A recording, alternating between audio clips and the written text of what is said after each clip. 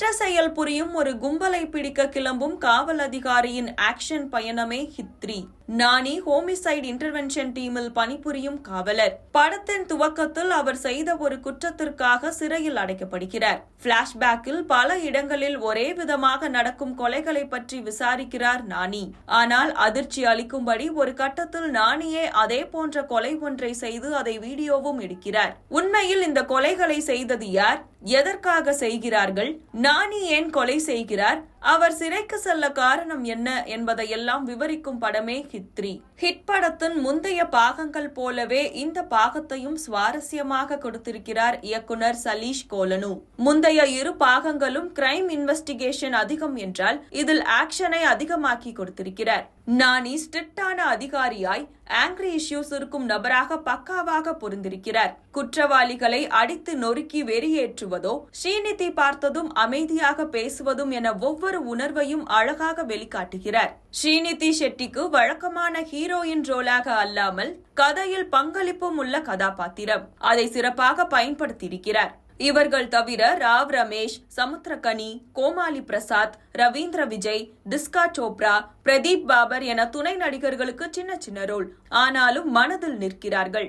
எந்த வழக்கை விசாரிக்கிறாரோ அதே வழக்கில் நானி கைதாகிறார் என்பதாலேயே படத்தில் ஒரு சுவாரஸ்யம் கூடுகிறது. அந்த வழக்கு சம்பந்தமாக க்ளூ கண்டுபிடித்து அந்த நெட்வொர்க்கை பற்றி தெரிந்து கொள்வது என முதல் பாதி இன்வெஸ்டிகேஷன் எல்லாம் பரபரவென நகர்கிறது. பாடல் ரொமான்ஸுக்கு மட்டும் ஹீரோயின் என இல்லாமல் அவரால் கதையில் என்ன நடக்கிறது என்பதை சேர்த்திருந்ததும் பலம். அவரை வைத்து கொடுத்த அந்த ட்விஸ்ட் மட்டும் எளிதில் கணிக்கும்படி இருந்தது.